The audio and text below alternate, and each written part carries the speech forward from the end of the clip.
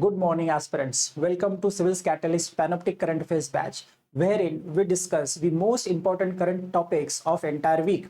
But just make a note here that instead of discussing 1 week current affairs today, we will be covering 2 weeks of current affairs. That is from 22nd of December till 4th of January.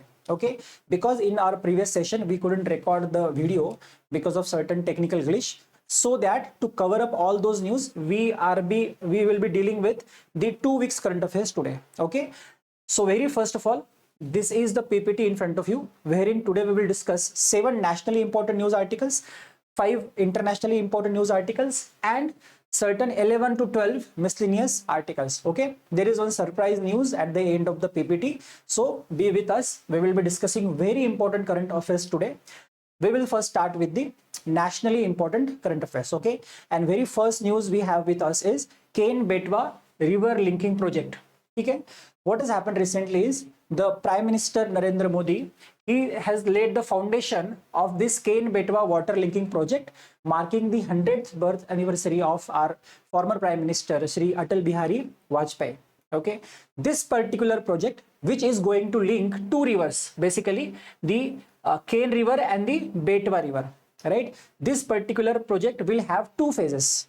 The first phase will be having the construction of Daudhan Dam and infrastructure, and the other Aur Dam, Bina Complex and Kotha Barrage that will be constructed in the second phase. Approved cost is 44,000 crore estimated, and it will take about 8 years for completion, right? Now, the regions which are going to be benefited with this project will be this entire Bundelkhand, Jhansi, or you can say Panna region. This entire region is going to be benefited from this project, including both parts of UP and parts of Madhya Pradesh as well. Is that very clear? Now, having said this, this is a current news. We will discuss in details the actual project, Ken Betwa water linking project. See, this project was conceptualized in the year 2005 and it declared as national project in the year 2008. What is a purpose of this project? The purpose is to address the water scarcity in Bundelkhand region in Madhya Pradesh and in Uttar Pradesh. See, Bundelkhand comprises of parts of both the states, Madhya Pradesh also and Uttar Pradesh also, right? So, see, there are two rivers. One is Ken River, one is Betwa River.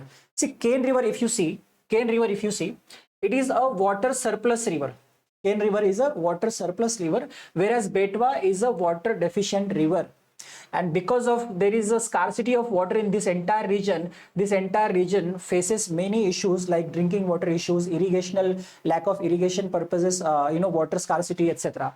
And that's why the plan was that why not to divert this surplus water of Ken to the Betwa River, so that this region will be irrigated well, and even the drinking water necessities of the people will be fulfilled. This was the project basically.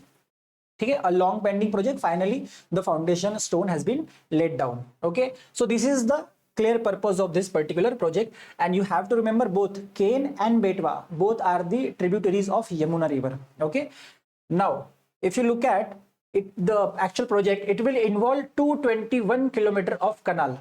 221 kilometer of canal connecting Ken River to Betwa River. Okay, and it will irrigate about 10.62 lakh hectares of land and will fulfill the water necessities of about 62 lakh people, apart from generating hydro or solar power project. So it is a multi-purpose project, you can say that, but the project come up with certain environmental and social concerns. Okay, what are those concerns? There will be a large scale deforestation in Panna Tiger Reserve. Now, this is an important link. You have to remember where the Panna Tiger Reserve is located. So, Panna Tiger Reserve is located in Madhya Pradesh, right? And the Ken River passes through the Panna Tiger Reserve. Very important. And that's why when there will be a construction of Daudhan Dam. So, the Daudhan Dam, which was to be constructed in the very first phase, this Daudhan Dam, it is in the very heart of Panna Tiger Reserve. And that's why if this dam will be constructed, it will submerge about 98 square kilometer of area in the Panna Tiger Reserve, right? Which will negatively impact all the wildlife in the Panna Tiger Reserve, including the tiger population. Is it very clear? Already Panna tiger reserve से जो tiger है वो extinct हो चुके थे और वहां पर हमने टाइगर री इंट्रोडक्शन प्रोग्राम भी शुरू किया था।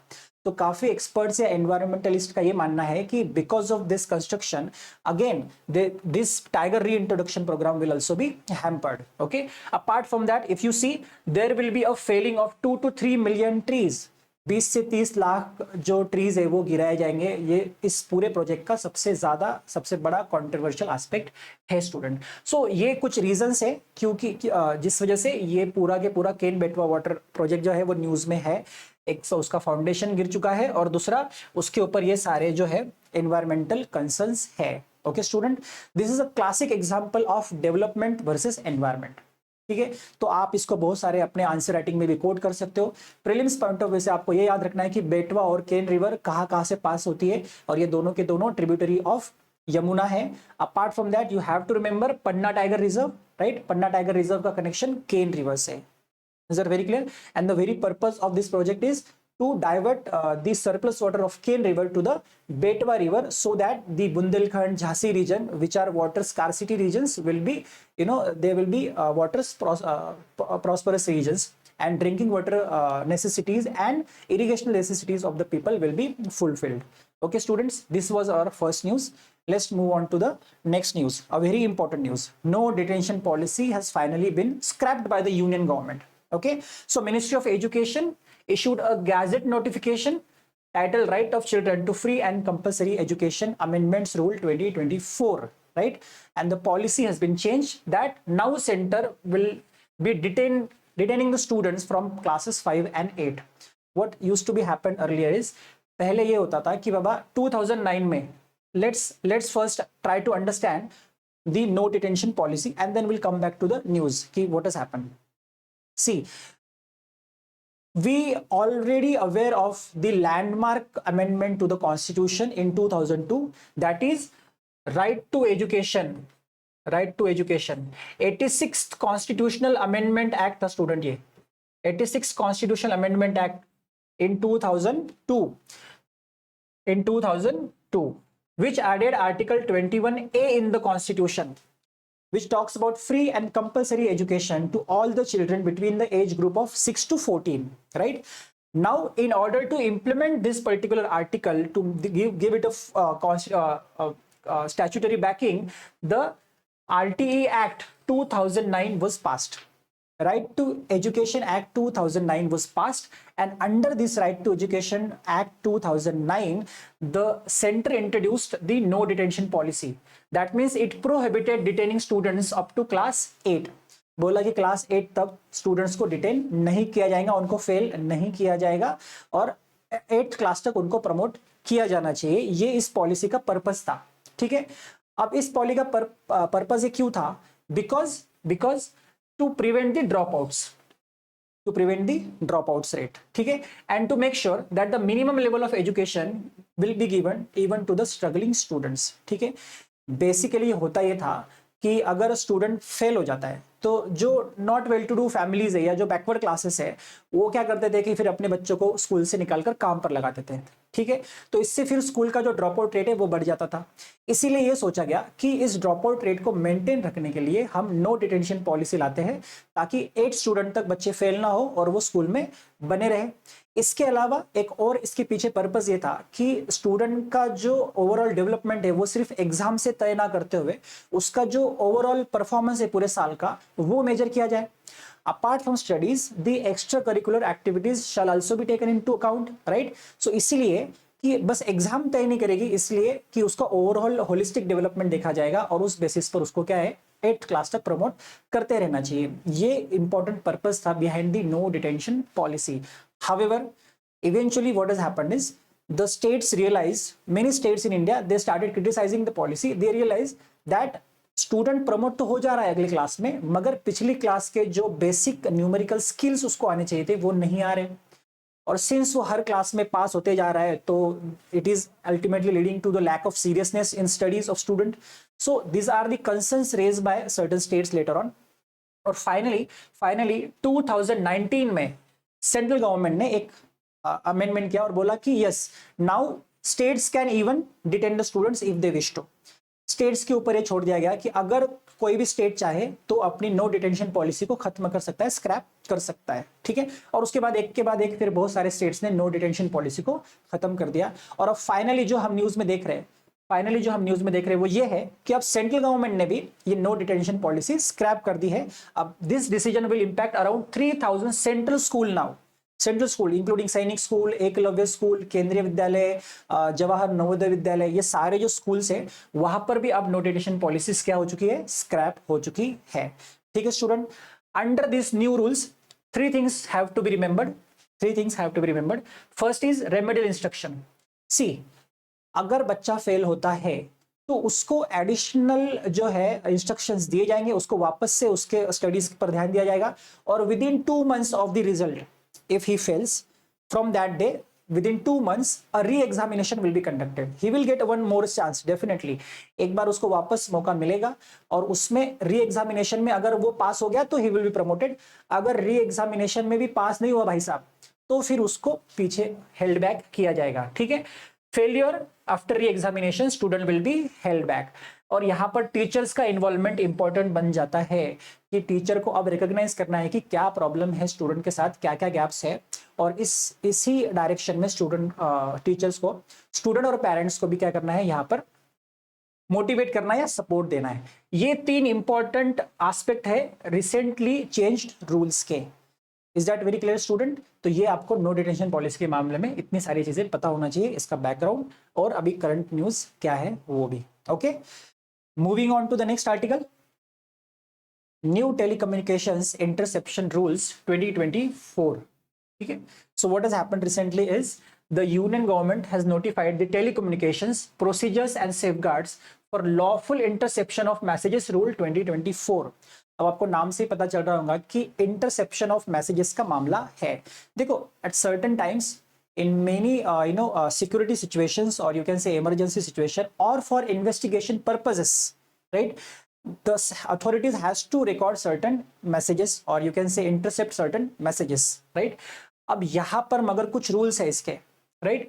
रूल्स क्या बोलते हैं, ये रूल्स पहले तो आते हैं इंडियन टेलीग्राफ रूल्स 1951 के तहत, जिसको अभी रिप्लेस किया गया है। जो रूल पहले था 419 है, इसको रिप्लेस किया गया है, और पर्पस ये है to empower the agencies to intercept phone messages under specific conditions. अब मामला ये है, बात ये है कि इन मैसेजेस को इंटरसेप्ट करने की ऑर्डर्स देगा कौन, ठीक है। तो according to the new rules, the union Home Secretary, or you can say the State Home Secretary, can order the interception of messages. Okay, so who is the competent authority now? The Union Home Secretary. Either the Union Home Secretary or the State Home Secretary can order the message interceptions, basically. However, in remote areas, in distant, or you can say remote areas, or for operational purpose, even the senior officers of IG or higher level can order the interception of messages. However, this orders issued by the IG or higher level of police has to be submitted to the competent authority within 3 working days, and the competent authority must approve this order within 7 days, right। और अगर 7 days में competent authority ने ये orders को approve नहीं किया तो within 7 days जितना भी interception हुआ था वो interception कोर्ट में as evidence use नहीं किया जाएगा। The interceptions has to be then destroyed. Is that very clear? इसके अलावा एक रूल ये भी है, डिस्ट्रक्शन ऑफ इंटरसेप्शन रिकॉर्ड्स। जो कुछ भी मैसेज इंटरसेप्शंस हुए हैं उनको 6 months के बाद डिस्ट्रॉय किए जाने चाहिए, unless they are required for any court evidence और functional reasons. Is that very clear? So these are the new rules regarding the interception of messages. Comparison अगर हम करें इनको प्रीवियस रूल से, तो इस बार काफी रिलैक्स टर्म्स यहाँ पे दिए गए हैं, ठीक है। Interception allowed without an emergent case. Earlier the interceptions were allowed only in the emergent cases, and now you can see in the previous slide we saw that in remote areas or for operational purpose, कि हम remote areas में interception करना है या operational purpose के लिए interception करना है, उसके लिए अभी directly with in 7 days they can intercept without the approval of a competent authority. देखो, कॉम्पिटेंट अथॉरिटी का अप्रूवल तो 7 days के बाद मिलेगा ना, उस वक्त तक तो इंटरसेप्शन हो चुका होगा, ठीक है। So this raises a important question that the conditions have been now very relaxed. Limits on authorized officers, Earlier, multiple IGP officers could, the order the interception of records. Now, only one officer will order the interception record. Confirmation of records. मैंने जैसे बताया आपको कि the confirmation has to be come within 7 days by a competent authority. What are the concerns regarding the new rules? That the relaxed condition. Obviously, conditions अगर relax की जा चुकी है तो अब interception of messages has become very easier. Right जो कि misuse भी हो सकता है बहुत सारे लोगों का ये प्राइवेसी कंसर्न बन सकता है lack of accountability no clear accountability for misuse no clear accountability and there will be no penalty action outlined or penalties outlined for the unauthorized interception of messages. These are the few important privacy concerns raised regarding the new rules. Okay, ये आपको paper writing में important है. ठीक है, next very important article is changes in the election rules. Okay, student. See, very interesting has happened recently. The petition in the Supreme Court. Supreme Court में कुछ opposition parties ने ये petition डाला है कि जो recently सरकार ने ये amendment to the conduct of election rules लाया है. Basically, conduct of election rules 1961, which forms part of the Representation of Peoples Act 1951. They outline, or you can say there is a huge list of rules and regulation regarding the conduction of elections in India, right? And as per these rules, what Rule 93 says is that there will be a public access to election records, including CCTV footages. अगर कोई public person या कोई भी आम इंसान अगर election commission के पास जाता है कि उनको किसी पर्टिकुलर बूथ के रिकॉर्डिंग या कुछ मल्टीपल बूथ्स के रिकॉर्डिंग या इलेक्शन कॉन्स्टिट्यूंसीज की रिकॉर्डिंग अगर कोई पेपर्स चाहिए या इंक्लूडिंग सीसीटीवी फुटेजेस चाहिए तो वो इलेक्शन कमीशन से मांग सकते थे और इलेक्शन कमीशन को वो देना है. इस तरीके का रूल पहले एग्जिस्ट करता था. ठीक है, but what has happened recently is the government, the union law ministry has notified the new rules limiting, restricting the public access to the election records, including CCTV footages now. Is that very clear? So this change has happened, and against this change, the oppositions have went to the Supreme Court. Is that very clear? This is a news. यहाँ पर ये जो restrict किया गया है public access to the CCTV footages of a particular constituency, or you can say a booth. What justification is given by the law ministry officials that this amendment aims to prevent the misuse or tampering of electronic records and false narratives. What does that mean? इनका मानना ये है कि अगर public access मिल गया हर CCTV footage को या बहुत सारे जो इलेक्शन रिलेटेड वीडियोस है उसको, तो with the emerging technologies like artificial intelligence and deep fakes, इन तमाम वीडियोस को मैनिपुलेट किया जा सकता है, टैंपर किया जा सकता है और वो इलेक्शन कमीशन की जो अथॉरिटी है उसको डिस्क्रेडिट करने के लिए मिसयूज भी किया जा सकता है, ऐसा ऑफिशियल्स का मानना है. ठीक है, और उन्होंने ये रीजन देकर ये बोला है कि अब हम सीसीटीवी फुटेज जो होगा पब्लिक एक्सेस इसका रिस्ट्रिक्ट कर रहे हैं. ओके, कोर्ट कॉन्टेक्स्ट क्या है? अभी फॉलोड अप पंजाब हरियाणा. देखो, पंजाब हरियाणा इलेक्शन, हरियाणा के इलेक्शन जो हुए, हरियाणा के इलेक्शन में एक बंदा, एक lawyer, he went to the election commission and he asked for the CCTV footages of a particular constituency, or you can say a particular booth. Election commission refused, right? Then that person went to the Punjab and Haryana High Court, and Punjab and Haryana High Court ordered the election commission to release the CCTV footages because as per the rule public access has to be done, right? Now in this background the election commission gave a notice to the government, and the government now changed the rules, restricting the access of all the papers including the CCTV footages to the public, right? This is the background of this issue. Election commission का यहाँ पे क्या मानना है? Election commission का stand ये है that it will not share the footage due to the privacy and security concerns. है कि नहीं? वोटर प्राइवेसी वायलेट होगा अगर सीसीटीवी फुटेज उस पर्टिकुलर बूथ का जा रहा है, तो वोटर्स जो आ रहे हैं बूथ में वोटिंग करने के लिए, this would be a violation of their privacy and it might lead to a security lapse, security concern, because कौन किसको वोट कर रहा है ये दिख जाएगा तो वो बंदे का सिक्योरिटी प्रॉब्लम हो सकता है. तो ये इलेक्शन कमीशन का स्टैंड है. However the opposition is claiming that this particular amendment which restrict the public access to the CCTV footages, it reduces the transparency and accountability in the elections. Is that very clear? क्योंकि right to information ये तो हर किसी नागरिक का है, उसको जानना जरूरी है कि कहाँ पे क्या हो रहा है. अगर उसको डाउट है तो he must be getting the access to the all records or including the CCTV footages. But the limit of this new amendments, the limitations put by this new amendments raises the concern over transparency and accountability of the election process in India, and the critics also argue the amendment harm transparency and undermines the election commission's credibility. ठीक है, तो ये नए rules क्या है, conduct of election rules क्या होता है, ये हमने इंपॉर्टेंट चीजें इसमें पढ़ी। सरकार का या इलेक्शन कमीशन का इस पर क्या स्टैंड है और अपोजिशन का क्या स्टैंड है, ये भी हमने जानने की कोशिश की। Okay student, moving on to the next important article, the V Ram Subramaniam, he has been appointed as a new NHRC chairperson, National Human Rights Commission. Okay student, ये वो जज है, is a judge, former judge of Supreme Court of India, जो कि supreme court से 2023 में retire हुए थे। He started his legal career from Madras and then he was elevated to chief justice of Himachal Pradesh high court, and from there he was elevated to the a judge of a Supreme Court, right? And he retired as a judge of a Supreme Court in 2023, and now a selection committee has appointed him as a new chairperson of National Human Rights Commission, right? And another reason why is it in news is the opposition's criticism regarding this. Opposition leaders have claimed that the selection process, जो selection process हुआ है, वो predetermined था and it lacked mutual consultation. अभी opposition ने ये क्यों बोला, इसको हम अगले स्लाइड में डिस्कस करेंगे, जहां पे हम कि ये प्रोसेस डिस्कस करेंगे कि एनएचआरसी चेयरपर्सन इलेक्ट कैसे होता है ना, then you will be knowing कि what has happened actually.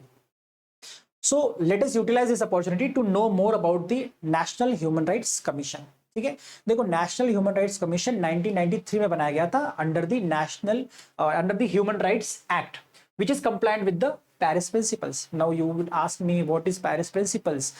Paris Principles are internationally agreed principles regarding human rights. ठीक है, वो एक बेस है, बहुत सारे कंट्रीज उससे इंस्पायर्ड होकर अपने अलग अलग जो ह्यूमन राइट्स रिलेटेड लॉस है वो बनाते हैं.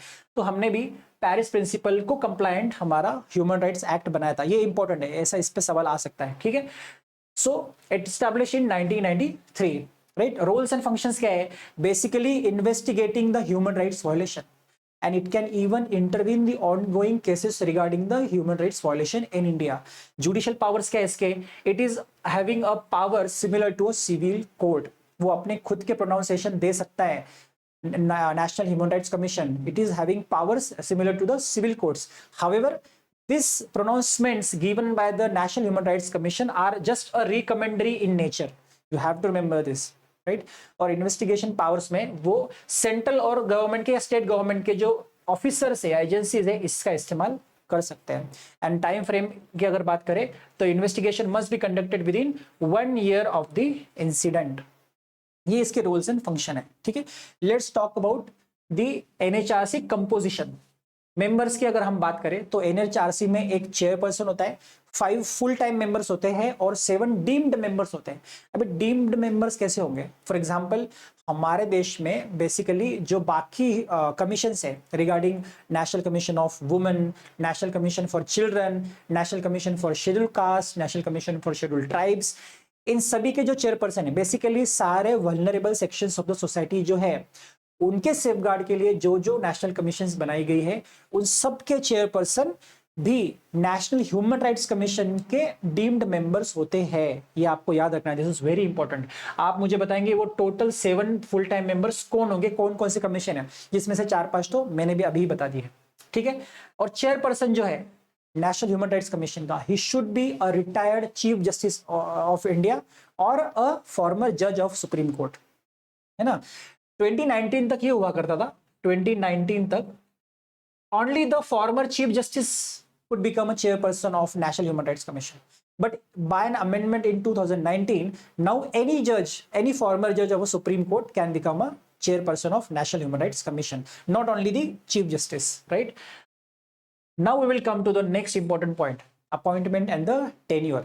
ठीक है, the appointment of a NHRC chairperson, जो कि news है, is done by the president, right? But does the president has his own discretionary power appointing the chairperson of NHRC? No. The president appoints the NHRC chairperson after the recommendation of a committee. The committee is a 6-member committee, right? It comprises the prime minister and the union home minister, then Speaker of the Lok Sabha and Deputy Chairman of Rajya Sabha and Leader of Opposition in both the Lok Sabha and Rajya Sabha. ऐसे 6 members की एक committee होती है जो decide करती है कि next chairperson कौन बनेगा, और once this committee decides the name will be sent to the president and now president will appoint the NHRC chairperson. This is the process. Now you can clearly see the government side has majority in this committee. The government side has majority in this committee, and that's why whichever name will be suggested by the government is most likely to be appointed as a chairperson of NHRC, and that is what has been criticized by the opposition parties, that the process is predetermined and lacked the mutual consultation, because इस process में कुछ नाम opposition parties के जो members है, leader of Lok Sabha and leader of position of Lok Sabha and Rajya Sabha, उन्होंने भी कुछ नाम सजेस्ट किए थे बट उनको ध्यान नहीं दिया गया. यही उनका कंसर्न है कि ये प्रोसेस जो है क्या बोलेंगे आप इसको, एक कंपोजिट प्रोसेस नहीं है. ओके स्टूडेंट, तो ये था इंपॉर्टेंट NHRC के मामले में. सिंस नए चेयरपर्सन अपॉइंट हुए तो आपको नेशनल ह्यूमन राइट्स कमीशन के बारे में इतनी सारी इंपॉर्टेंट चीजें पता होना लाजमी है. ओके इसके अलावा भी बहुत सारे हमारे कॉन्स्टिट्यूशन में कॉन्स्टिट्यूशनल नॉन कॉन्स्टिट्यूशनल बॉडीज है, उसका भी स्टडी बहुत इंपॉर्टेंट है. ओके फिर वो UPSC हो या फिर बाकी कोई अदर कॉम्पिटिटिव एग्जामिनेशंस, उसमें constitutional and non constitutional body हमें पता होना जरूरी है. NHRC एक non constitutional, you can say statutory body है, not a constitutional body. Okay moving on to the next very important mission, right? Yes, SPADEX mission recently launched, successfully launched. दिखे from Sriharikota. Launch vehicle कौन सी use की गई थी? PSLV C60. ठीक है student. Then mission का objective क्या है? Demonstrate satellite docking in space which will be useful for the future missions like Chandrayaan 4 and creating our own भारतीय अंतरिक्ष स्टेशन, है ना. ये दो इंपॉर्टेंट जो मिशंस होने वाले हमारे इन फ्यूचर, चंद्रयान 4 और हमारा खुद का एक स्पेस स्टेशन, उसके लिए इस तरीके का मिशन काफी जरूरी था. अब ये क्यों जरूरी है? सबसे पहले तो ये सैटेलाइट डॉकिंग जो एस्पेक्ट है इसको कंफर्म करेगा. अगर ये सक्सेसफुली हो जाता है तो India will become the 4th country in the world to successfully tested its docking capabilities. Docking मतलब स्पेस में जाकर एट अ सर्टेन प्लेस. ठीक है, दो सैटेलाइट्स क्या हो गए यहां पर मर्ज हो गए. ठीक है, satellites will align, reduce distance, dock, transfer power and then again separate, right. तो ये क्या होगा कि एक परमानेंट हमारा स्पेस स्टेशन बनाने के लिए बहुत सारे, क्योंकि एक स्पेस स्टेशन में बहुत सारे सैटेलाइट्स के module has to be connected to each other. ठीक है, that is called as docking. ये टेक्नोलॉजी अब तक हमारे पास नहीं थी और उसी को सक्सेसफुली टेस्ट करने के लिए ये स्पैडेक्स मिशन लॉन्च किया गया है स्टूडेंट. ठीक है, this is very crucial for future missions like Chandrayaan 4 and creating our own Bharatiya Antariksh station, that means Indian space station. Okay student, yes. Next very important, nationally important news is India State of Forest Report. This is a biennial report student. ये हर 2 साल में एक बार release होती है ये report और ये हमें बहुत सारा इंपॉर्टेंट कंटेंट देती है. प्रीलिम्स पॉइंट ऑफ व्यू से भी ये बहुत इंपॉर्टेंट है और मेंस पॉइंट ऑफ व्यू से भी. ओके इसमें बहुत सारे इंपॉर्टेंट कंसेप्ट भी हमें पता चलेंगे और स्टेट ऑफ फॉरेस्ट रिपोर्ट या सिचुएशन इंडिया में क्या है इसकी हमें जानकारी मिलती है. की insights, the reports highlights the current state of India's forest and tree cover, है कि नहीं. इंडिया का जो टोटल फॉरेस्ट कवर है या ट्री कवर है उसकी बेसिक इंफॉर्मेशन हमें यहां पर इस रिपोर्ट से जारी होती है. इंपॉर्टेंट है, you can coat all this data in your answer writing because it is an authentic government side data. Is it very clear? Significance of the report क्या है? बेसिकली रिपोर्ट प्रिपेयर कौन करता है, ये प्रीलिम्स का question हो सकता है, वेरी इंपॉर्टेंट. ये MCQ में आ सकता है कि who prepares the India state of forest report. It is the forest survey of India. Forest survey of India prepares this report every 2 years. ठीक है, now what does this report does? It track the changes. It helps monitor forest and tree cover, guiding the policy decisions and conservation and climate efforts. Basically अगर हमारे पास data होगा कि हमारे देश में tree cover कितना रिड्यूस हुआ है या कितना इंक्रीज हुआ है, फॉरेस्ट कवर कितना रिड्यूस हुआ है, कितना इंक्रीज हुआ है, तो इस वजह से हम एक इन्फॉर्म्ड पॉलिसी डिसीजन ले सकते हैं. whenever we have data with us we can have a good targeted policy decisions or we can have a good informed decision, you can say that. okay, environmental health, और हमारा जो environmental health कैसा है ये भी हमें इससे पता चलता है. तो उसके रिगार्डिंग हमें अपने क्लाइमेट जो कमिटमेंट्स है उसको किस तरीके से फुलफिल करना है, ये भी डायरेक्शन हमें इससे मिलता है। And that's why to have all this data is very very important students, right. यहाँ पर एक बेसिक कंसेप्ट क्लियर कर लो कि फॉरेस्ट कवर में और ट्री कवर में क्या डिफरेंस होता है। What is the difference between a forest cover and a tree cover? Difference is very simple. जो large patches of land होती है, more than 1 hectares usually, ठीक है, जिनका ट्री कैनोपी डेंसिटी 10% और मोर होता है। ट्री कैनोपी है ना, झाड़ों के जो ऊपर का लेयर होता है पत्तों वाला अपने ब्रांचेस का, उसको हम ट्री कैनोपी बोलते हैं। ट्री कैनोपी अगर डेंसिटी 10% और उससे ज्यादा है और ये एक लार्ज पैच ऑफ लैंड है, usually more than 1 hectare, then it is forest cover, then it is forest cover. और अगर छोटा लैंड है, लेस देन 1 हेक्टर है और tree canopy density less than 10% है, तो वो ट्री कवर है। तो वो क्या है स्टूडेंट? ट्री कवर है। And tree covers are usually outside the forest areas. Forest areas, ये फॉरेस्ट एरियाज के अंदर का जो ट्री कवर होगा वो कंसीडर नहीं किया जाएगा। फॉरेस्ट एरियाज के बाहर होना चाहिए, लेस देन 1 हेक्टर होना चाहिए और tree canopy density less than 10% होनी चाहिए, then it will be known as tree cover, right. Otherwise it is what? Forest cover. Is it very clear? और फॉरेस्ट कवर में भी मैं आपको बता दूं, फॉरेस्ट के भी 3 इंपॉर्टेंट क्लासिफिकेशन है, ये आपको बहुत काम आएंगे एग्जाम पॉइंट ऑफ व्यू से। First of all open forest, जहां पे कैनोपी डेंसिटी 40% बिलो है, you can see on the map, this is open forest. देख रहे हो आप, ये जो कैनोपी डेंसिटी है ये इतनी घनी या डेंस नहीं है, ठीक है। जबकि मॉडरेटली डेंस फॉरेस्ट में आप देखोगे कैनोपी डेंसिटी 40 to 70% होती है ना। ये देखो, ये मॉडरेटली डेंस फॉरेस्ट, इन पे जो कैनोपी डेंसिटी है ये 40 to 70% होगी। और very dense forest you can से canopy density more than 70%। you can see clearly see the canopy density in the very dense forests. Is that very clear student? Yes. Now coming to the important data, ये जो Indian forest report का नया data है वो data हमें क्या कहता है वो अब हम जानने की कोशिश करेंगे। As per the latest report, there was a net gain of 156 square kilometer in forest cover. Forest cover हमारा बढ़ा है, ठीक है। कितने से बढ़ा है? यहाँ पे आंकड़ा आपके सामने है। जबकि ट्री कवर भी हमारा बढ़ा है, कितने से? 1289 square kilometre. Very significant increment in the tree cover. however there you can see a loss of dense forest, a significant loss of 3656 square kilometer. Each and every statement is important from the MCQ point of view. आपको statement based सवाल इस तरीके के आ सकते हैं कि recently as per the recent data of the government the forest cover has on a decline, a forest cover is on a increase, or you can say tree cover has declined steadily. ऐसे statement आ सकते हैं। तो tree cover decline हुआ है या increase हुआ है, forest cover decline हुआ है या इंक्रीज हुआ है, या फिर जो डेंस फॉरेस्ट है, डेंस फॉरेस्ट भी इंक्रीज हुए या डिक्रीज हुए, ये भी आपको पता होना जरूरी है। तो ट्री कवर और फॉरेस्ट कवर ऑब्वियसली इंक्रीज हुआ है, जबकि लॉस ऑफ डेंस फॉरेस्ट वो रिड्यूस हुआ है, ठीक है। और यहाँ पे टॉप गेनर स्टेट्स है, टॉप लूजर स्टेट्स है, all the factual data you can see on the PPT. However mangrove cover जो है इसमें भी लॉस हुआ है। सो आप देखोगे कि सिर्फ ट्री कवर और फॉरेस्ट कवर में थोड़ा सा इंक्रीमेंट है, otherwise if you talk about mangrove forest और dense forest they have significantly reduced to.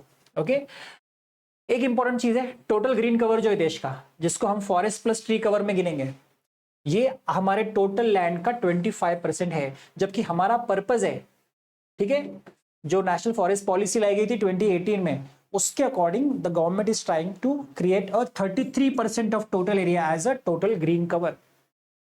So far we have 25.17%. Apart from this, one important news is the Madhya Pradesh has the largest forest cover in India by area. By area सबसे ज्यादा forest cover किधर है? मध्य प्रदेश का student. Okay, however अगर आप state के total area का proportion के अकॉर्डिंग जाइए तो मिजोरम हाईएस्ट है। 85.41% of the total land of the Mizoram is under the forest cover. Is that very very clear? समझ में आ गया स्टूडेंट? मतलब डिफरेंस समझा गया? अगर आप एरिया वाइज जाओगे तो मध्य प्रदेश के पास सबसे ज्यादा फॉरेस्ट लैंड है, मगर आप रेशियो वाइज जाओगे, ratio of the forest land to the total area of the state, तो वो मिजोरम उसमें हाईएस्ट है। क्लियर? या so moving on to the now internationally important news articles, right? We are done with all the important nationally current affairs. We'll move on to the internationally important current affairs now. And very first news in this is that the Prime Minister Modi's visit to Kuwait. ठीक है, Kuwait में एक historic visit ये मानी जाएगी, क्योंकि first visit bye an Indian PM in 43 years, लगभग 43 years के बाद कोई प्राइम मिनिस्टर कुवैत में विजिट किए हैं. The last one two visit was Indira Gandhi. Indira Gandhi visited Kuwait in 1981. And the key bilateral developments, if you see in this visit, is first of all the elevation of the partnership to a strategic partnership. India and Kuwait elevate their relationship to a strategic partnership. What does that mean? Strategic partnership मतलब एक अब long duration के हमारे जो सबसे core issues है दोनों के रिलेशनशिप्स के, उस पर फोकस किया जाएगा. देखो, स्ट्रैटेजिक पार्टनरशिप पहले तो उसका मीनिंग यही होता था कि डिफेंस और सिक्योरिटी कोऑपरेशन. जब दो कंट्रीज के बीच में डिफेंस और सिक्योरिटी कोऑपरेशन डीपन होते हैं उसको हम स्ट्रैटेजिक पार्टनरशिप बोलते हैं. But now the concept has broaden to another important areas like terrorism, counter terrorism, economic cooperation etcetera, जहां पे आप लॉन्ग टर्म पॉलिसीज में दोनों का म्यूचुअल इंटरेस्ट देखकर कुछ लॉन्ग टर्म पॉलिसी डिसीजन लेते हो, उसको हम बोलेंगे कि अब हम क्या है, स्ट्रैटेजिकली अलाइंड है, apart from coming closer on the matters of security and defence. This is what happened between India and Kuwait now. Focus area strengthening the trade and defence cooperation. Defence cooperation में यहाँ पर अब institutionalisation होगा, defence का joint exercises होंगे, उसके अलावा equipment supply होगा और रिसर्च एंड डेवलपमेंट भी होगा.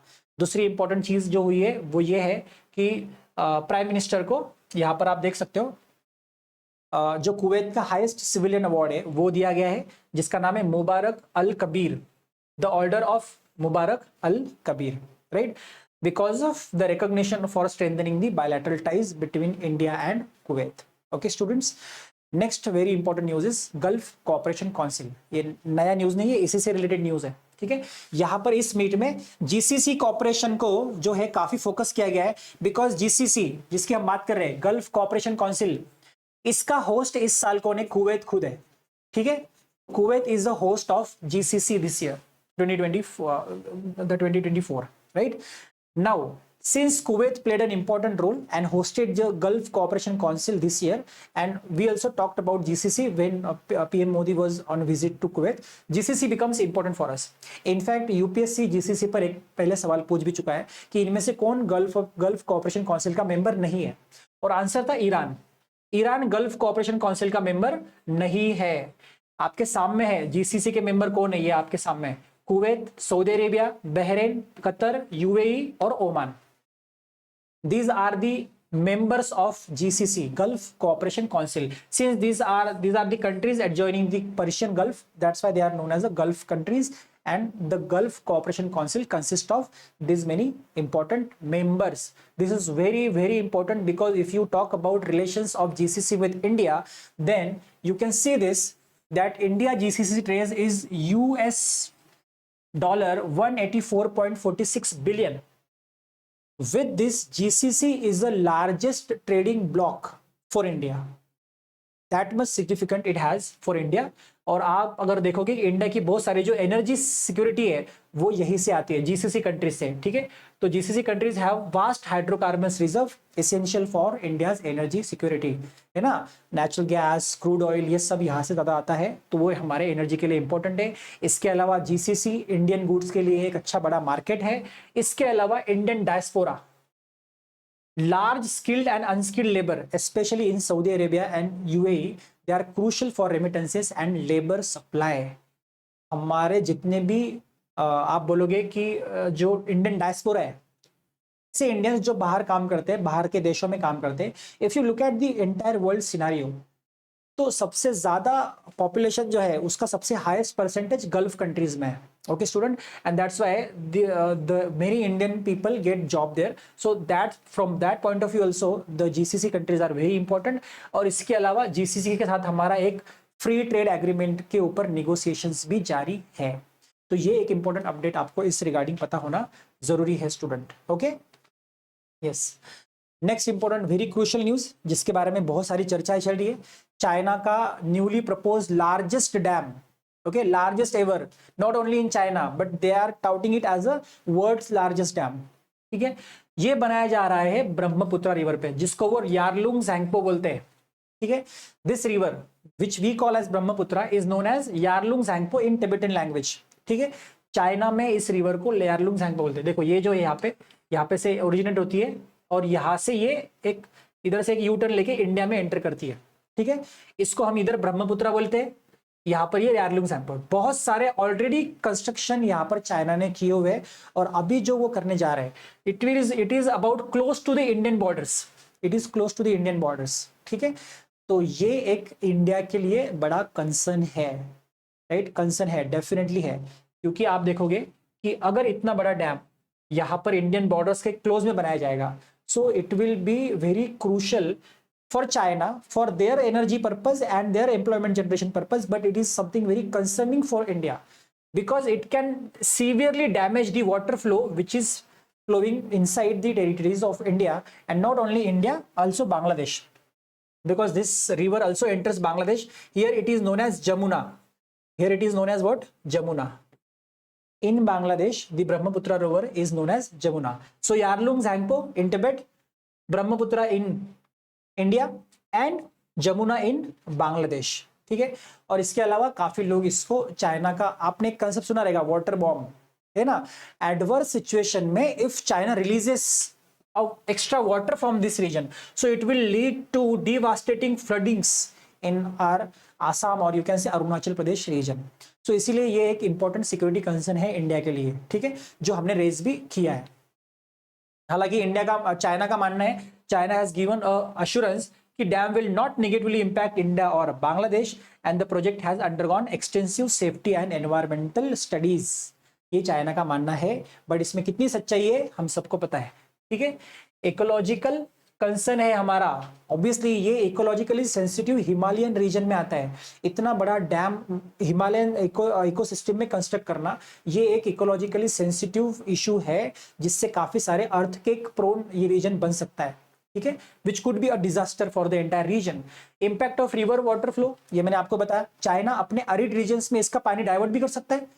ठीक है, भले ही चाइना बोल दे कि ये just run of the water river project है जिससे हम अपना पानी डाइवर्ट नहीं करेंगे, but we all know the entire Tibetan region, if there arid regions require the water, China can even divert the water from this river using this dam. So that is another important concern, और उससे हमारा flow impact होगा, हमारे पास आने वाला पानी कम होगा, जिससे हमारे जो लोग उस पर डिपेंडेंट है फॉर इरिगेशन और फॉर वाटर पर्पज, वो भी उससे हैम्पर होगा।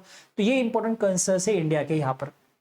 ठीक है, यस, तो this is what we need to know about this world's largest dam that China is constructing on Brahmaputra river. Okay student, हालांकि इसके ही एक हफ्ते में एक और न्यूज आया। ठीक है, न्यूज ये है Siang upper multipurpose project. Siang upper multipurpose project ये इंडियन गवर्नमेंट ने अभी प्लान किया है। ठीक है, on Siang river. Siang river मतलब ये देखो, अभी यहाँ पे आपको ध्यान देना है कि ये जो ब्रह्मपुत्र है यही सियांग है, इधर आ रही है। ये जो यारलुंग ज़ेंगपो यहाँ पे वो बनाने का जो प्लान कर रहे हैं, वही रिवर एज अ सियांग बोलकर अरुणाचल प्रदेश में आती है। Then it connects Dibang and Lohit and later on it is known as Brahmaputra. It is known as Brahmaputra. ये आपको याद होना चाहिए, ये दिबांग, लोहित, सुबानसिरी, ये सारे के सारे ब्रह्मपुत्र के स्टूडेंट क्या है, ट्रिब्यूटरीज है। ठीक है, हाँ, और यहाँ पर सियांग पर, यहाँ पर हमारा अब एक प्लान प्रोजेक्ट है जिसको हम सियांग अपर मल्टीपर्पज प्रोजेक्ट बोल रहे हैं। इसका नेशनली इंपॉर्टेंट क्या है, it is important for national security and social welfare. National security के लिए क्यों इंपॉर्टेंट है, ये हम पिछले न्यूज से पता कर चुके होंगे कि अगर कल के को यहां से अगर वाटर शॉर्टेजेस होता है तो हमारे पास एक ऑलरेडी एक वाटर स्टोरेज होना चाहिए पहले से ही बना हुआ, वो एक इंपॉर्टेंट पर्पज है। और कल के को अगर एक्सेस वाटर रिलीज होता है चाइना के साइड से, तो उसको भी मिटिगेट करने के लिए हमारे पास भी एक इंपॉर्टेंट डैम होगा। तो आप कहीं ना कहीं ये बोल सकते हो कि वो पिछली जो न्यूज हमने पढ़े उससे कनेक्टेड ही ये एक इंपॉर्टेंट न्यूज है। If China is going to build a dam like that, then we should be also ready with all the important impacts of it, right. And the answer is Siang upper multipurpose project. Okay student, ठीक है, ये हमारे लिए water भी power भी generate करेगा, और ये सारी इंपॉर्टेंट चीजें यहाँ पे हो गई। और mitigate the flood risk from potential water release of by China, already discussed. Set and done. Moving on to the next important topic, again related topic. अभी देखो चाइना के उस प्रोजेक्ट पे अभी इतनी बातें हो रही है, तो अब एक अटेंशन डाइवर्ट, आप डाइवर्जन टैक्टिक्स चाइना की ये मान सकते हो कि India protest new Chinese counties in Ladakh. New Chinese counties, already there are 7 counties in Ladakh region. देखो पूरा मामला क्या है, सबसे पहले तो मैं बता दूं आपको, चाइनीज काउंटीज, काउंटीज मतलब एक एडमिनिस्ट्रेटिव यूनिट उन्होंने बनाया है। एडमिनिस्ट्रेटिव यूनिट है ना, जैसे हमारा म्युनिसिपल कॉर्पोरेशन होता है, वैसे उनका एक एडमिनिस्ट्रेटिव यूनिट उन्होंने बनाया है होतान प्रीफेक्चर में। होतान प्रोविंस एक उनका एक एडमिनिस्ट्रेटिव यूनिट है। विद इन होतान प्रीफेक्चर उन्होंने अभी 2 नए एडमिनिस्ट्रेटिव यूनिट अनाउंस किए लद्दाख रीजन में, जिसको हम अपना पार्ट मानते हैं। ठीक है, तो ये इंडिया ने कंसर्न अभी यहां पर रेज किया है थ्रू डिप्लोमेटिक चैनल्स। ठीक है, and the background if you see the protest follows discussion between India and national security advisor and China's foreign minister. Recently हमने कुछ वीक्स पहले ये देखा था कि ऑलरेडी जो गलवान क्लैशेस हुए थे लद्दाख रीजन में बिटवीन इंडिया एंड चाइना, और उसके बाद जो सिचुएशन खराब हुई थी, अभी रिसेंटली सिचुएशन बेहतर होने के रास्ते पर थी। चाइनीन डिप्लोमेट्स और इंडियन डिप्लोमेट्स के बीच में अच्छा फ्रूटफुल डिस्कशन हो रहा था और एक पॉजिटिव रिजल्ट की तरफ हम थे। इसी बीच चाइना का ऐसा फैसला लेना, ये सारे जो टॉक्स है उसको डीरेल कर देता है student. This is very important, और you can say the divergent tactics of China regarding this background. If you see region, ये देखो, अगर हम कश्मीर का पूरा चेहरा देखें तो वो इस तरीके से है स्टूडेंट।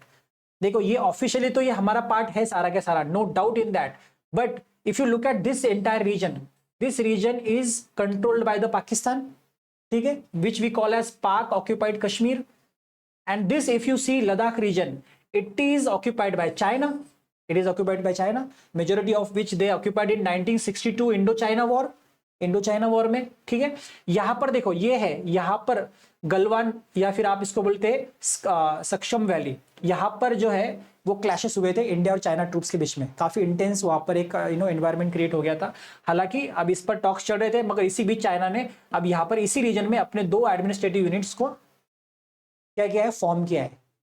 ठीक है, अपने 2 नए काउंटीज को फॉर्म किया है। Because this is why this is concerning for India, because we consider this as our part. Definitely indeed is right. And अगर चाइना यहां पर यूनिलैटरली ऐसे कोई डिसीजन ले रहा होगा, so that is a violation of our sovereignty, right? And that's why we have raised a important concern, or you can say we have protested this decision of China in this particular region. अब पूरा मामला क्या है student, पूरा मामला अगर आप देखोगे, अगर हिस्टोरिकल इसमें लाइन में जाओगे, तो ब्रिटिश ने किए हुए ये खेल है सारे। आप देख लो कि इन्होंने 2 बॉर्डर्स प्रपोज किए थे। एक था जॉनसन्स लाइन जो कि 1865 में आया था, और एक था मैकडोनल्ड लाइन जो 1893 में आया था। जॉनसन लाइन्स के अकॉर्डिंग अक्साई चीन, मतलब ये पूरा पार्ट हमारा पार्ट है, ये जॉनसन लाइन है, ये जॉनसन लाइन है। ठीक है, जबकि मैकडोनल्ड लाइन के अकॉर्डिंग ये चाइना में जाता है, ये मैकडोनल्ड लाइन है। डिस्प्यूट ये है कि India considered Johnson line as the right border and China considered McDonald line as a right border. और अभी जो बॉर्डर वहां पे है उसको हम क्या बोलते हैं, line of actual control. Line of actual control, ये अभी डी फैक्टो बॉर्डर है ना दोनों कंट्रीज के बीच में। फिलहाल की स्टेटस, अभी जो करंट स्टेटस है वो यही है, line of actual control. And the line of actual control aligns with the McDonald line student, aligns with China's claim, और चाइना ऑलरेडी इस पर कंट्रोल करके बैठा भी है। तो इस तरीके से ये एक हिस्टोरिकल बैकग्राउंड आपको पता होना चाहिए, because we consider this our part. So कोई भी unilateral decision of China here creating any counties, or you can say administrative units, is a grave violation of our sovereignty, and that's why we have raised a protest regarding this. China अपने control को यहाँ पर और मजबूत करने की कोशिश ऐसे कुछ डिसीजन से कर रहा है स्टूडेंट। ओके, ये हमें पता होना जरूरी है। Clear? Moving on to the next important article, Rooppur nuclear power project. देखो बांग्लादेश में बहुत कुछ हो रहा है, हमें सब पता है इस मामले में, मगर रिसेंटली एक और चीज इन्होंने बाहर निकाली शेख हसीना के अगेंस्ट। उनका जो एंटी ग्राफ्ट इन्वेस्टिगेशन या एंटी करप्शन कमीशन जो है बांग्लादेश की, उन्होंने ये रुपुर न्यूक्लियर पावर प्लांट के ऊपर भी अब क्वेश्चन खड़े किए। देखो 2018 में ये एग्रीमेंट हुआ था रुपुर पावर प्लांट के रिगार्डिंग, जिसको बैक किया था इंडिया और रशिया ने। Sheikh Hasina was the prime minister, she was quite pro India, and that's why you will see involvement of India and Russia in the Rooppur nuclear power project. This was Bangladesh first major power project, जिससे बांग्लादेश में बहुत सारी nuclear power electricity generate होने वाली थी।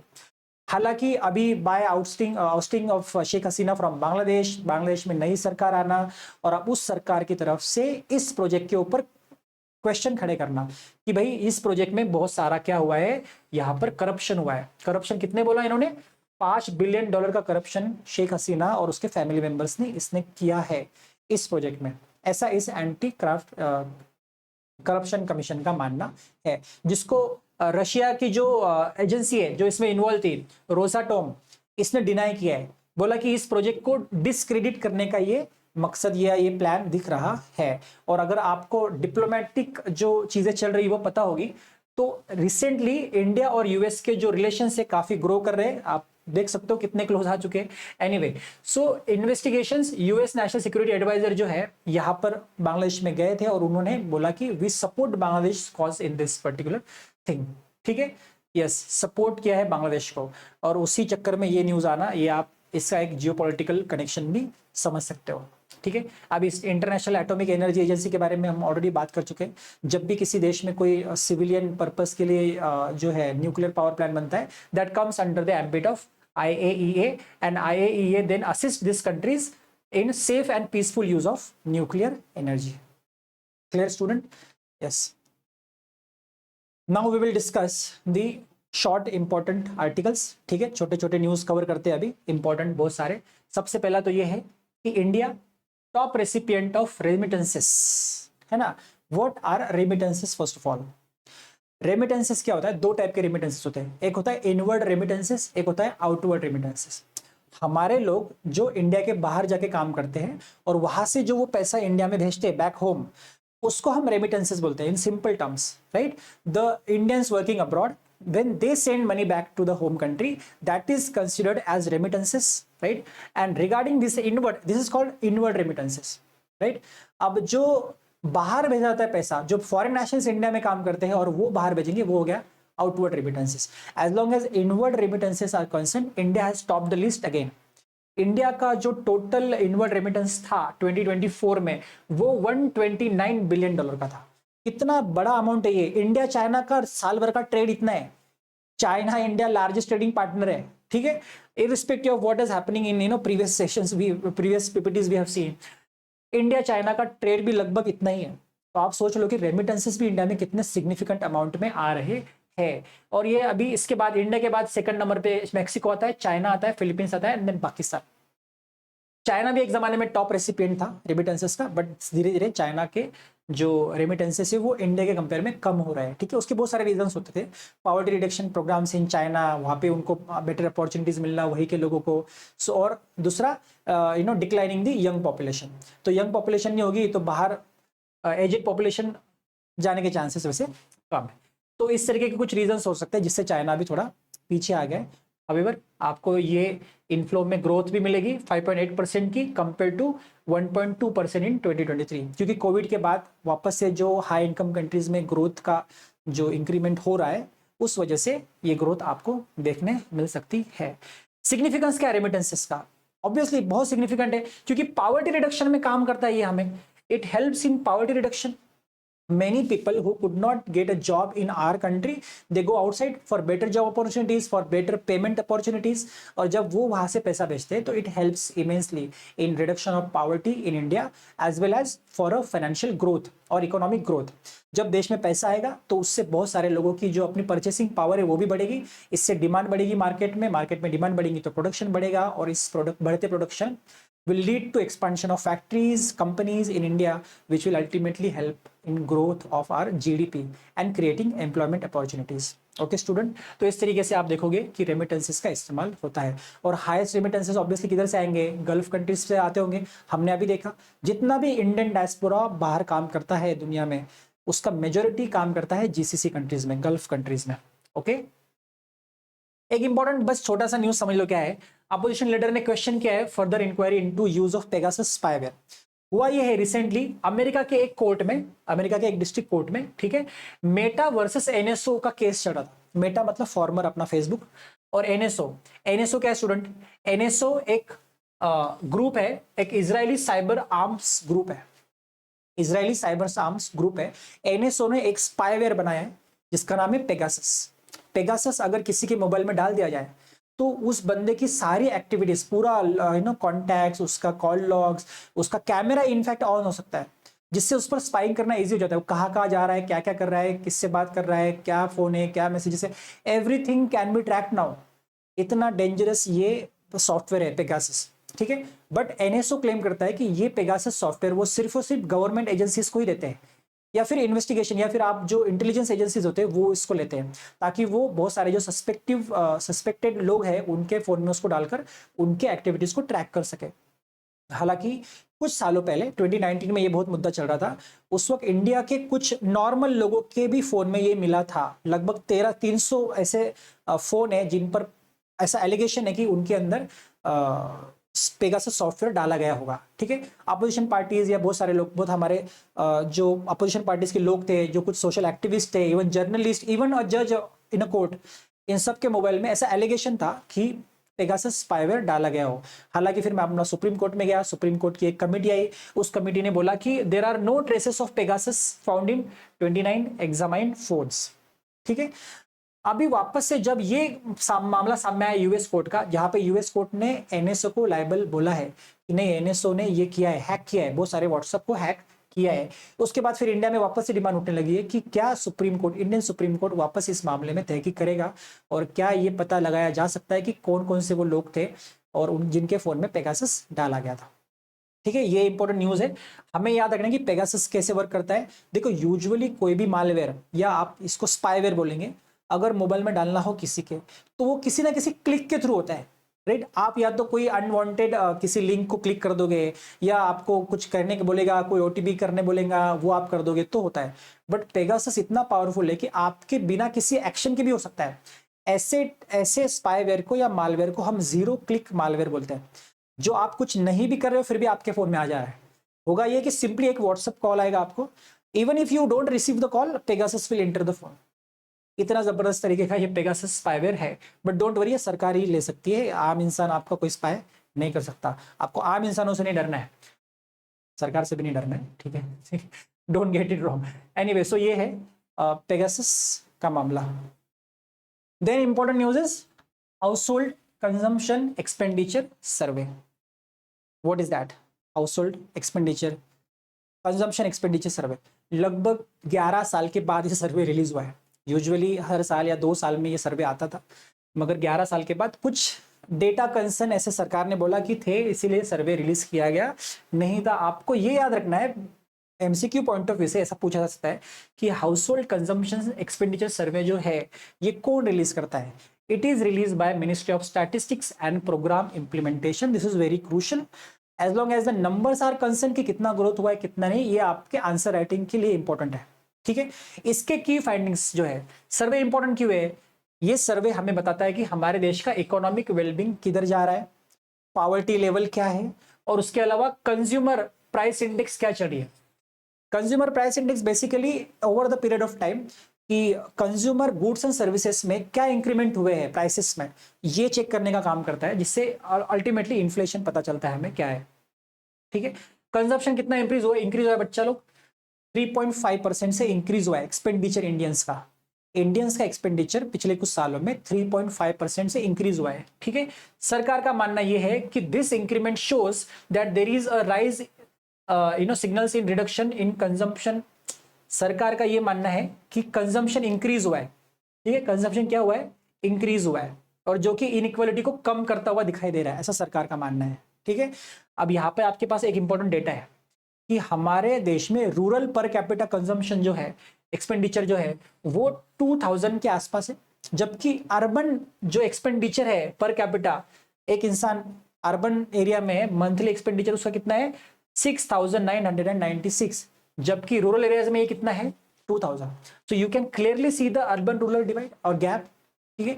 तो ये ऐसा एक ये सर्वे है इंपॉर्टेंट, बस इतना याद रखो कि ये कौन रिलीज करता है, और ये एक इंपॉर्टेंट जनरल ट्रेंड आपको याद रखना है बस, ठीक है।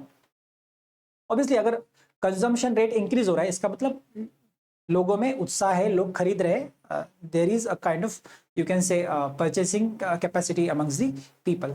Anyway, moving on to the very next important article, Belgaum session of Congress, है ना।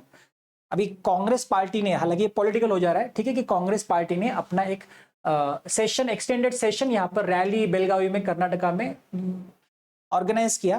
to mark the centenary of Mahatma Gandhi's presiding over 1924 Belgaum session. मैंने इसको इसीलिए आपको पढ़ाने के लिए लिया, वेरी इंपॉर्टेंट, क्योंकि जिस किसी इवेंट को 100 साल या 150 साल या 200 साल पूरे होते हैं, हमने देखा है कि उसमें एग्जाम, उस रिलेटेड टॉपिक का एग्जाम में चांसेस बढ़ जाते हैं आने के, पूछने के। तो इस पे आपको 1924 के बेलगावी सेशन पे सवाल आने का चांस हो सकता है। ओके, वेरी इंपॉर्टेंट, क्योंकि 2024 में इस सेशन को 100 साल पूरे हो रहे हैं। गांधी जी का रिलीज हुआ था 2024 में। अगर हम थोड़ा सा हिस्ट्री को कनेक्ट करें तो 1920 के दौर में नॉन कोऑपरेशन और खिलाफत मूवमेंट लॉन्च किया गया था। वो 2-3 साल तक अच्छे से चला। वो जब अपने क्लाइमेक्स पे था तो गोरखपुर में एक चौरी चौरा इंसिडेंट हो गया था, जिसमें हमारे कुछ लोगों ने पुलिस स्टेशन को जला दिया था। वहां पे कुछ पुलिस की हत्या भी हो चुकी थी। मैं एकदम डीप में नहीं जा रहा हूँ, मैं आपको ऊपर ऊपर बता रहा हूँ। और फिर यहाँ पे वायलेंस हो गया था।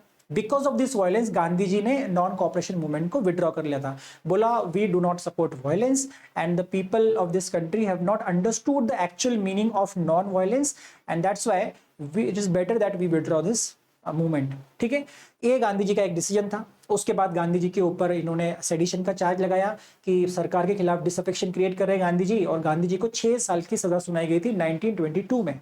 ठीक है, हालांकि 2 साल में रिलीज हो गया था Gandhi ji because of health concern, एक सर्जरी था मामला। गांधी जी जैसे ही रिलीज हुए, गांधी जी बाहर आते ही इन्होंने देखा कि देश में बहुत सारा इंपॉर्टेंट डिस्प्यूट इश्यूज चल रहे हैं। पहला इशू गांधी जी ने ये नोटिस किया कि lack of unity between the Hindus and the Muslims, and apart from this issue, another issue that Gandhi ji encountered was the factionalism even within the Congress।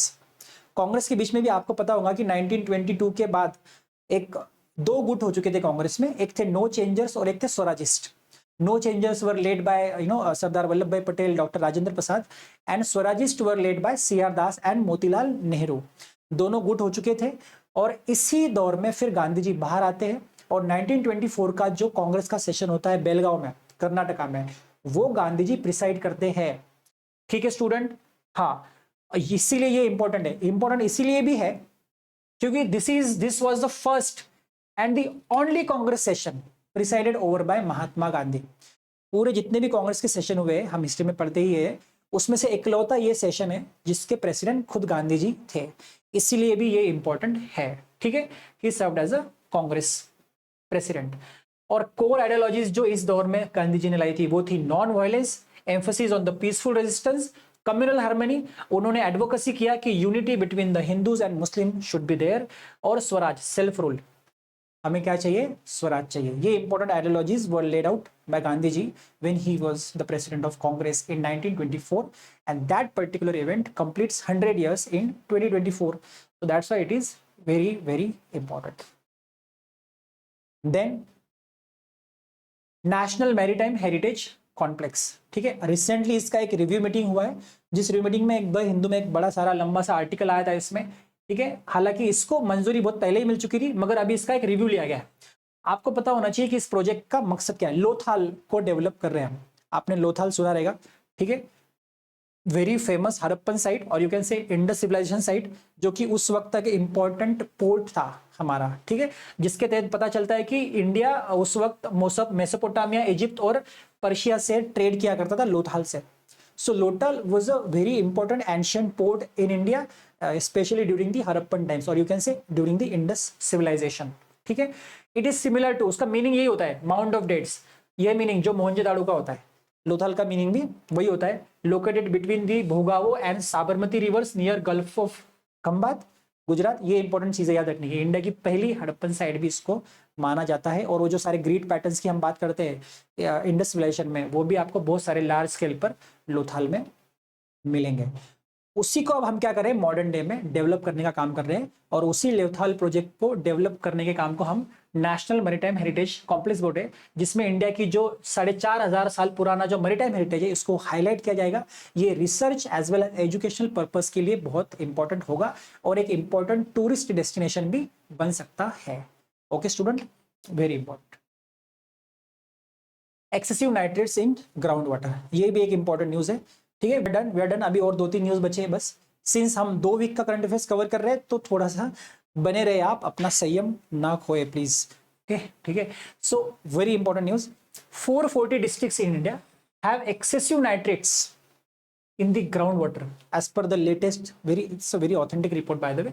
As per the latest report, देश में लगभग 440 district, अब देश में है ही 779 district, कितने district है 779, अगर आप 440 डिस्ट्रिक्ट लोगे तो लगभग 56% of the total districts in India, more than half districts in India have the nitrates contamination or excess nitrate in their groundwater. Student, this is very concerning news. ठीक है, और अगर हम एरिया वाइज देखें तो सबसे ज्यादा नाइट्रेट कंटेमिनेशन या नाइट्रेट्स ग्राउंड वाटर में राजस्थान, कर्नाटका और तमिलनाडु में मिला है। इसके अलावा महाराष्ट्र, तेलंगाना, आंध्र प्रदेश और मध्य प्रदेश में भी इंक्रीज दिखाई दिया है ग्राउंड वाटर कंटेमिनेशन में। एंड अपार्ट फ्रॉम नाइट्रेट्स के अलावा अदर कंटेमिनेंट जो मिले हैं वो फ्लोराइड भी है, यूरेनियम भी है। This is very important. क्यों इंपॉर्टेंट है ये? इंपॉर्टेंट इसीलिए कि आज भी majority of Indians are dependent on the ground water for their basic needs, even the drinking water needs. और if you go to the rural areas में ज्यादा है, मोर देन 80 और 70% people are dependent on the ground water. और बहुत सारे जगहों पर तो ये है कि ग्राउंड वाटर को बिना प्यूरिफिकेशन के ऐसे ही कंज्यूम किया जाता है। So this can create hazardous health issues, जो कि यहाँ पे मैंने दिखा भी है। नाइट्रेट कंटेमिनेशन के रीजंस क्या क्या? First of all widespread use of synthetic nitrogenous fertilisers in farming.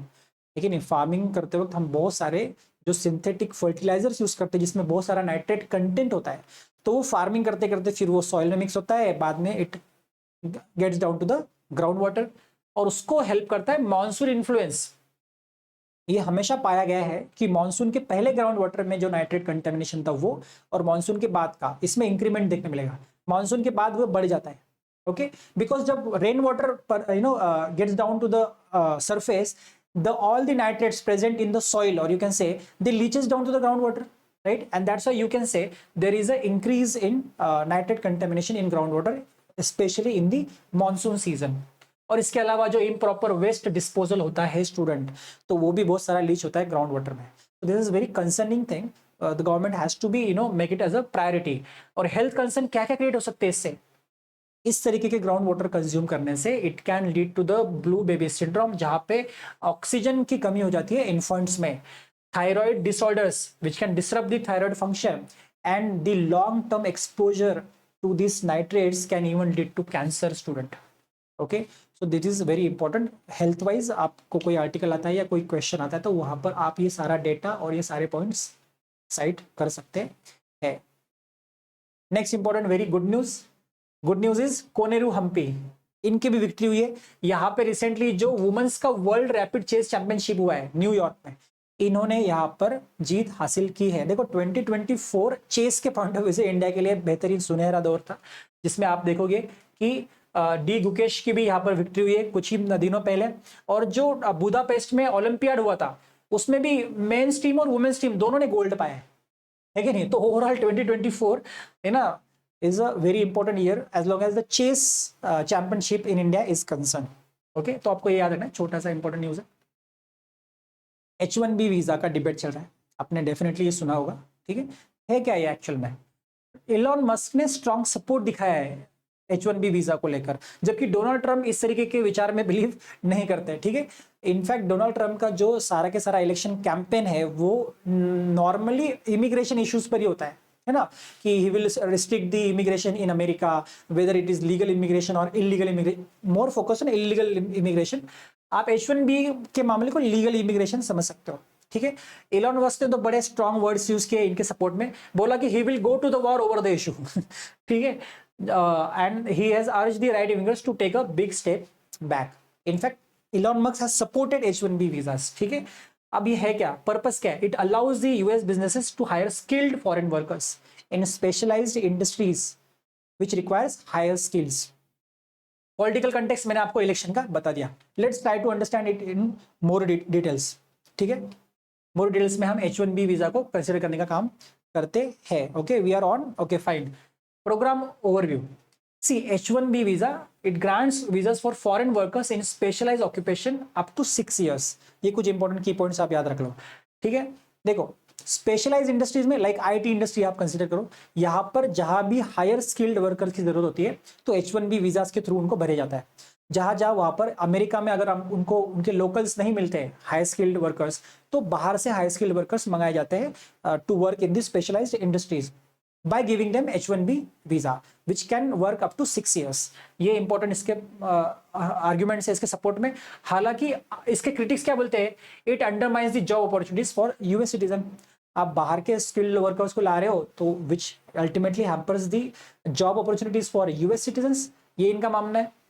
और अगर आप डोमिनेंस देखोगे H1B वीजा में इंडियंस का, तो लास्ट ईयर जितने भी H1B वीजा इशू हुए थे लगभग 3.25 लाख 2.73 लाख समथिंग कुछ था, वो आंकड़ा देख लेना।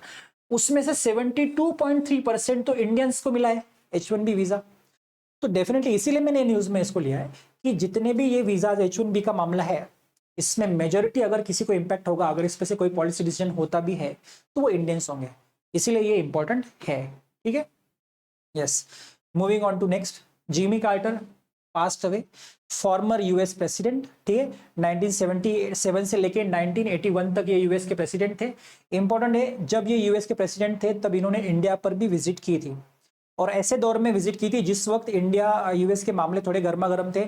इंडिया न्यूक्लियर टेस्ट कर चुका था जिसको यूएस का एक काइंड ऑफ अपोज था। ठीक है, ये इस ऐसे दौर में जिमी कार्टर ने इंडिया को विजिट किया था, and he is the longest serving, lived longer than lived longer than any US president। Recently 100th birth anniversary इन्होंने मनाई थी अपनी अक्टूबर में।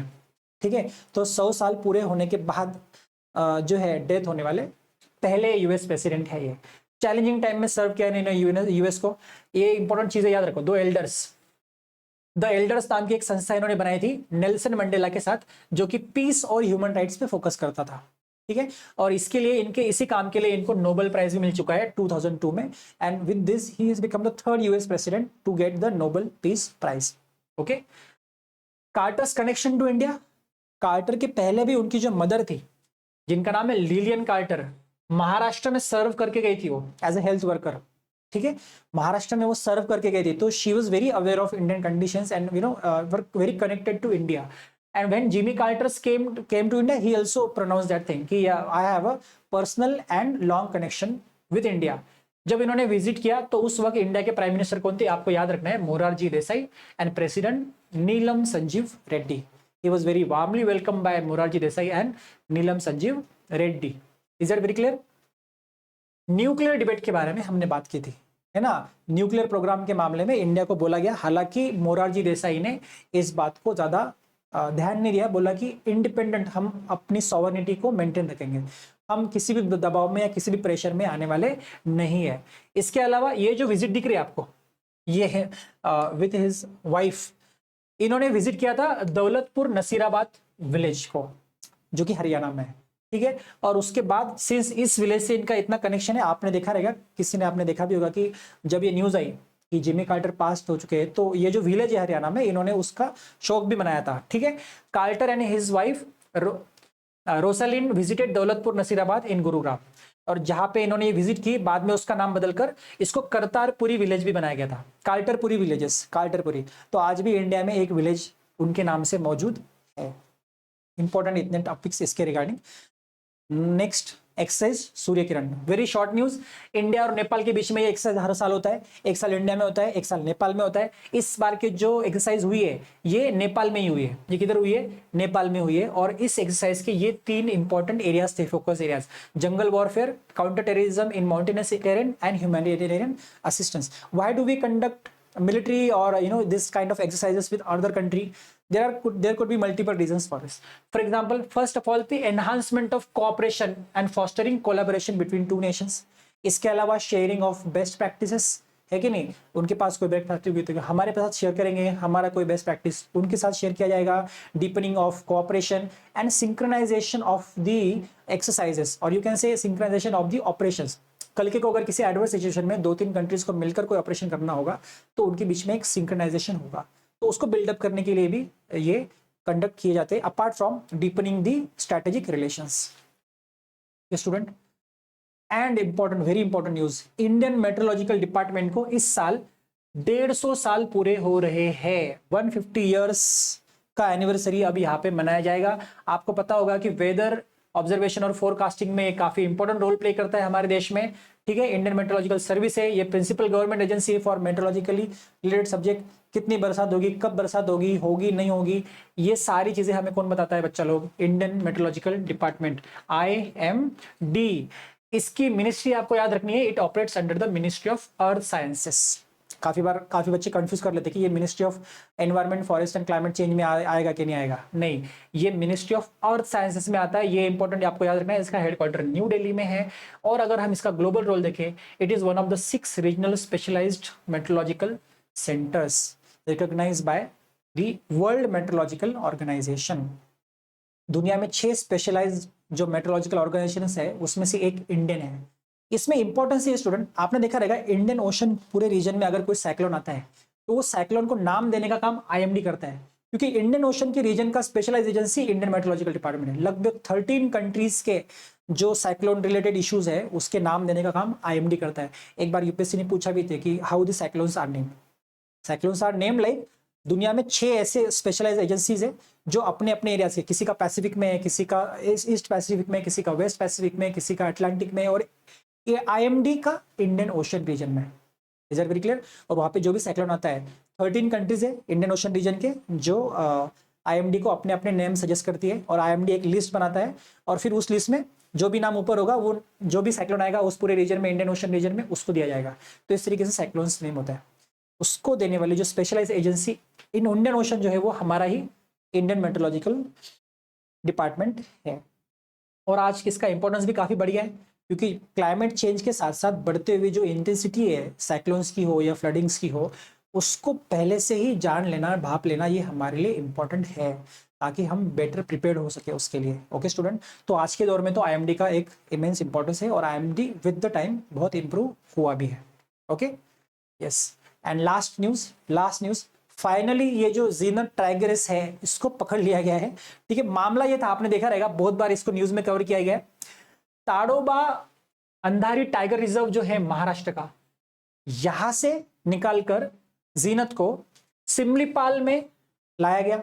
सिमलीपाल की जो ओडिशा में सिमलीपाल नेशनल पार्क है, वहां पर उसको लाया गया, क्योंकि उड़ीसा में एक इश्यू चल रहा था, एक जेनेटिक इश्यू चल रहा था। तो जीनत अगर वहां पे जाएगी तो वो जेनेटिक जो इश्यू है वो रिजोल्व हो जाएगा, और वहां की जो टाइगर पॉपुलेशन है उसको बढ़ावा मिलेगा। इस मकसद से सिमलीपाल में उसको डाला गया। हालांकि सिमलीपाल से निकल गई ये टाइग्रेस, और फिर वो छत्तीसगढ़ बोलो या फिर इवन वेस्ट बंगाल पहुंच गई थी।